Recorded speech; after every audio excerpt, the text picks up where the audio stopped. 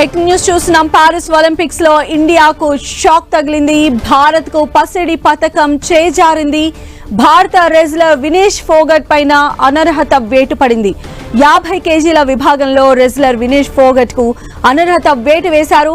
Over weight తో ఫోగట్ పైన అనర్హత వేటు పడింది.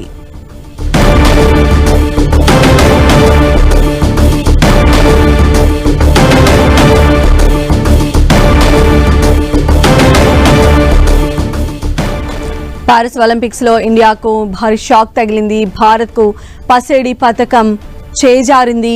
భారత రెజ్లర్ వినేష్ ఫోగట్ పైన అనర్హత వేటు పడింది. 50 కేజీల విభాగంలో రెజ్లర్ వినేష్ ఫోగట్ కు అనర్హత వేటు వేశారు.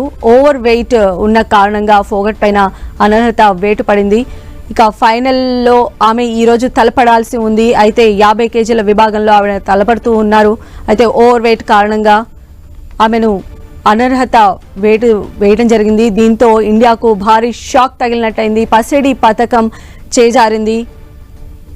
భారత రెజ్లర్ వినేష్ ఫోగట్ పైన అనర్హత వేటు పడిన న్యూస్ విన్న అందరూ కూడా ఆశ్చర్యానికి గురవుతూ ఉన్నారు. ఈ రోజు తను ఫైనల్లో తలపడాల్సి ఉంది. 50 కేజీల విభాగంలో వినేష్ ఫోగట్ ఈరోజు తలపడబోతున్నారు ఫైనల్లో.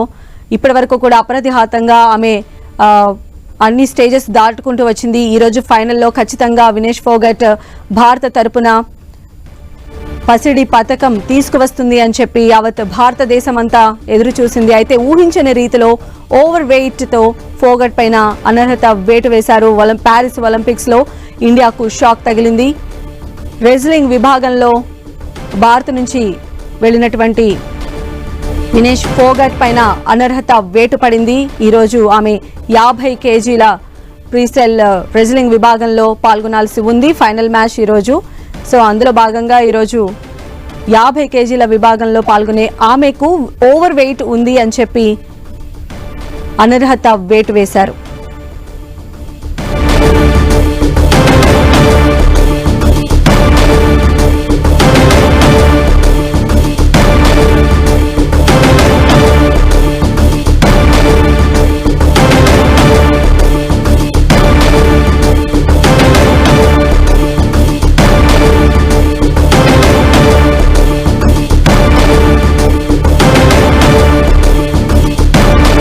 పారిస్ ఒలింపిక్స్ లో ఇండియాకు భారీ షాక్ తగిలింది. భారత్ కు త్రుటిలో పసిడి పతకం మిస్ అయింది. భారత రెజ్లింగ్ విభాగంలో ఇప్పటి వరకు కూడా అంచనాలకు మించి రాణించినటువంటి వినేష్ ఫోగట్ పైన అనర్హత వేటు పడింది. వినేష్ ఫోగట్ ఇప్పటి వరకు కూడా అన్ని రౌండ్స్ లోనూ గెలుపొంది ఫైనల్ రౌండ్ కు చేరుకుంది. ఈరోజు 50 కేజీల విభాగంలో ఆమె తన పోటీనిస్తోంది.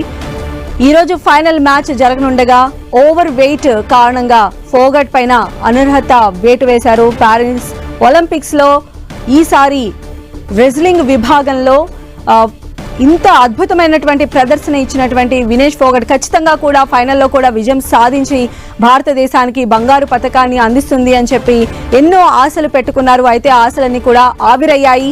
50 కేజీల విభాగంలో రెజ్లర్ వినేష్ ఫోగట్ తలపడుతూ ఉన్నారు. ఈరోజు ఫైనల్ మ్యాచ్ జరగాల్సి ఉంది. అయితే ఓవర్ వెయిట్ కారణంగా ఫోగట్ పైన అనర్హత వేటు పడినట్టుగా తెలుస్తోంది.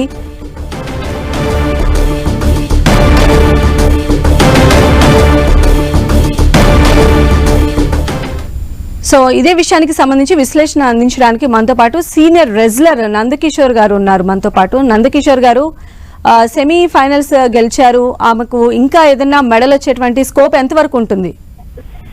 ఖచ్చితంగా మేడం, సెన్టీవీ వారికి మా శుభాభివందనాలు. ముఖ్యంగా మరి నేను నందకిషోర్ గోకుల్ అండి, senior wrestling coach, sports authority of Telangana.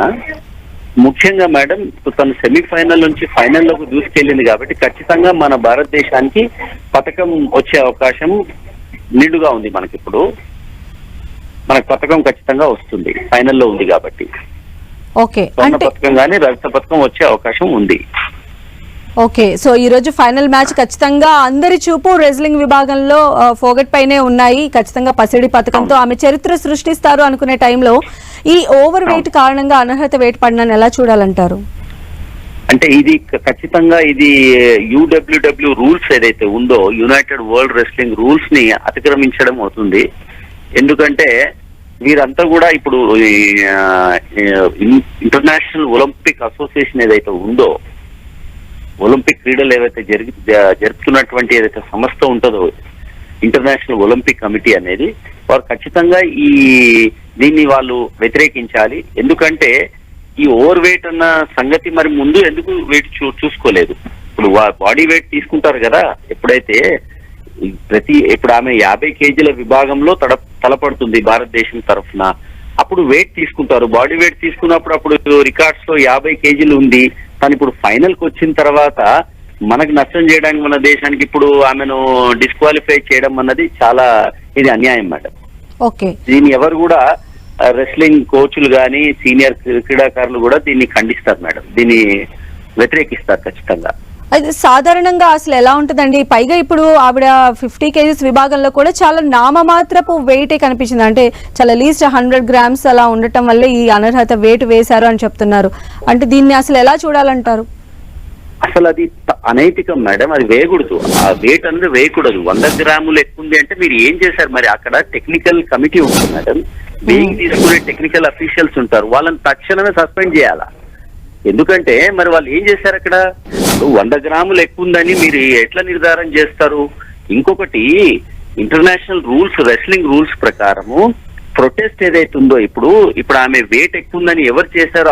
ఎవరు ప్రొటెస్ట్ చేస్తున్నారు? ఆమెతో తలపడే అపోనెంట్ చేస్తుంది ప్రొటెస్ట్ ప్రొసీజరు. ఆ ప్రొటెస్ట్ ఎట్లా ఉంటదంటే మేడం, ఫైనల్ కి వచ్చిన తర్వాత ప్రొటెస్ట్ చెల్లదు. అది ప్రిలిమినరీ రౌండ్స్ లో ఉన్నప్పుడు, ఎలిమినేషన్ రౌండ్స్ లో ఉన్నప్పుడు మీరు ప్రొటెస్ట్ చేస్తే వెయిట్ ఎక్కువ ఉందంటే అప్పుడు కన్సిడర్ చేస్తారు. ఇప్పుడు ఆమె మొత్తం అన్ని అతిక్రమించి ఆమె ఫైనల్లోకి వచ్చిన తర్వాత ఇప్పుడు ఆమె వెయిట్ తక్కువ ఉందని ఆమెతో తలపడే కంట్రీ ఏదైతే ఉందో ఆ ఉమెన్, ఆ స్త్రీ ఇప్పుడు కంప్లైంట్ ఇస్తే అది అసలు యాక్చువల్ గా యాక్సెప్ట్ చేయొద్దు. యూడబ్ల్యూ ఎక్కడైతే టెక్నికల్ అక్కడ జ్యూరీ ఉంటుంది, ఈ కాంపిటీషన్ కండక్ట్ చేసే రెస్లింగ్ వాళ్ళంతా జ్యూరీ ఉంటుంది UWW అని, వాళ్ళు యాక్చువల్ గా దాన్ని ఇమీడియట్ గా తక్షణమే దాన్ని విరమించాలా, సస్పెండ్ చేయకూడదు వినేష్ ఫోగట్ ని. ఇది చాలా అన్యాయం. ఇది అది ఫస్ట్ రౌండ్ నుంచి లేని అబ్జెక్షన్ లాస్ట్ రౌండ్ కు వచ్చేసినప్పుడే రావటం అనేది ఇప్పుడు వచ్చినా మేడం, నేను అనేది ఏంటంటే, నా యొక్క సంభాషణ ఏంటంటే, ఇప్పుడు ఈ ఫైనల్లో ఈ ప్రొటెస్ట్ చెల్లదు. తను ఎవరైతే అపోనెంట్ చేస్తుందో ఈమె వెయిట్ ఎక్కువ ఉందని చెప్తుంది కదా, అది ఏమాత్రం పరిగణలోకి తీసుకోకూడదు. ఎందుకంటే ఎట్లా తీసుకుంటారు మరి మీరు ఎలిమినేషన్ రౌండ్ నుంచి ఫైనల్ కి వచ్చే వరకు మరి ఏం చేశారు? ఏ కంట్రీ కూడా ప్రొటెస్ట్ చేయలేదు కదా, ఆమెతో తలపడ్డ కంట్రీస్ అని కూడా ప్రొటెస్ట్ చేయాలి కదా ఎవరైనా ఉంటే, ఎవరు చేయలేదు.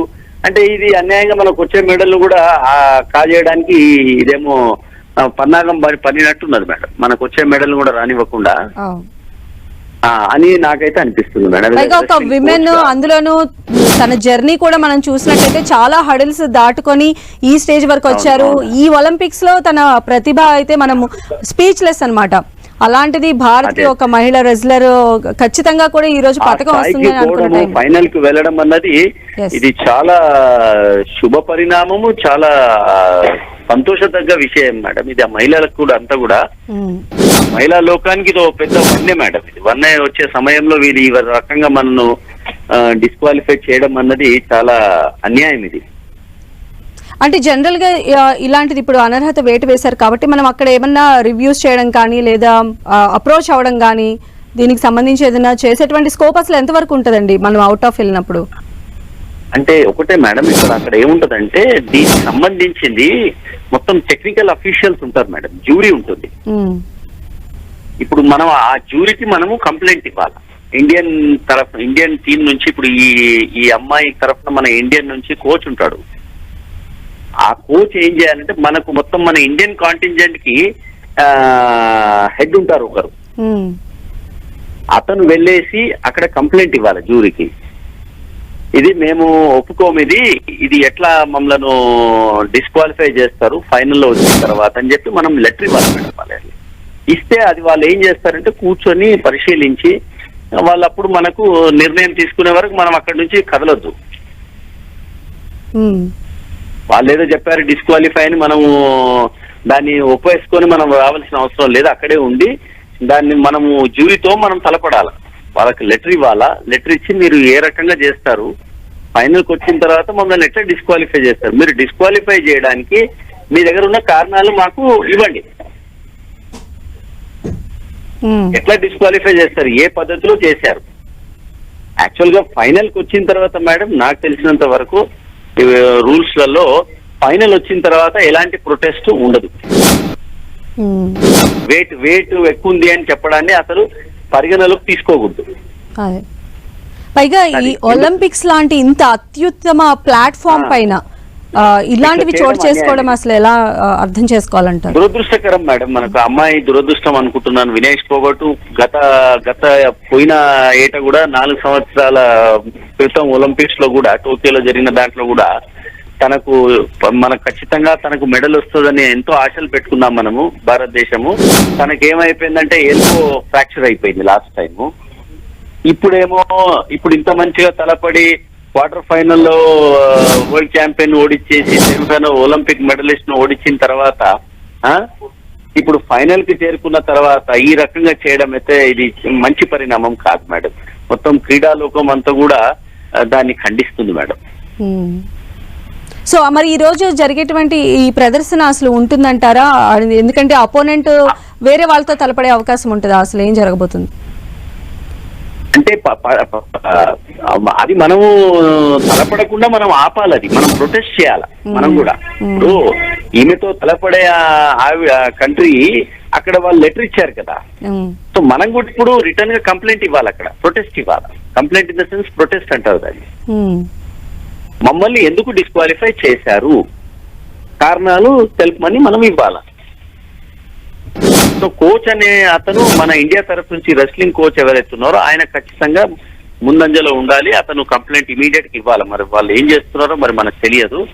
ఖచ్చితంగా మనం రెస్లింగ్ ఫెడరేషన్ ఆఫ్ ఇండియా దీంట్లో తలదూర్చి ఖచ్చితంగా వాళ్ళు దీన్ని ఫైట్ చేయాలి మేడం, వదలదు. Okay right, thank you so much అండి నందకిషోర్ గారు.